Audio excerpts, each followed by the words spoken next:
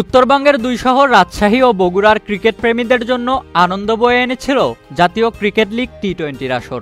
বগুড়ার শহীদ চান্দু স্টেডিয়ামে প্রায় 2 দশক পর আয়োজিত হচ্ছিল কোনো টুর্নামেন্ট, তাই স্থানীয় দর্শকদের ছিল উপচে পড়া ভিড়। দর্শকদের উচ্ছ্বাস ছিল চোখে পড়ার মতো। তবে সেই রোমাঞ্চের সবটুকুই যেন ভেসে গেল বৃষ্টিতে। তারকা ক্রিকেটারদের লড়াই নিজ শহরে আপাতত আর উপভোগ করতে পারছেন না দর্শকরা।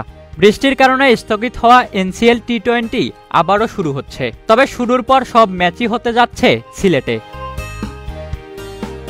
আগামী শুক্রবার থেকে আবারও শুরু হবে মাঠের লড়াই। তবে বগুড়া আর রাজশাহীর পরিবর্তে সিলেটের 2 ভেন্যুতে অনুষ্ঠিত হবে আসরের বাকি ম্যাচগুলো। এনসিএল এর জন্য বুধবার টিম হোটেলে উঠবেন ক্রিকেটাররা, আর বৃহস্পতিবার সূচিতে রাখা হয়েছে অনুশীলন।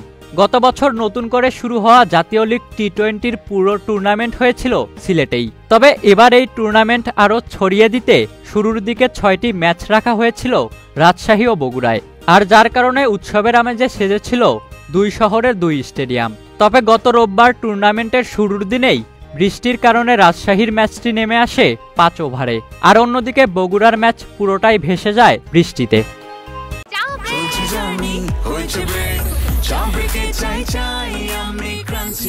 যে কোনো চা ব্রেকে বিস ক্লাব ড্রাই কেক, চায়ের সাথে আয়েশ। বগুড়ায় মাঠের অবস্থা খারাপ হয়ে যাওয়ায় সেখানকার পরের 2 দিনের ম্যাচ সরিয়ে নেওয়া হয় রাজশাহীতে। কিন্তু শেষ পর্যন্ত রাজশাহীতেও পরের টানা 2 দিন আর কোনো ম্যাচ হতে পারেনি বৃষ্টির কারণে। শেষ পর্যন্ত গত মঙ্গলবার স্থগিত করে দেওয়া হয় এই টুর্নামেন্ট। তবে নতুন সূচিতে আবার এটি শুরু হচ্ছে শুধু সিলেটেই। রাজশাহী ও বগুড়ায় মাঠের পানি নিষ্কাশন ব্যবস্থা ভালো না থাকায় সেখানে আর খেলার ঝুঁকি নেননি আয়োজকরা।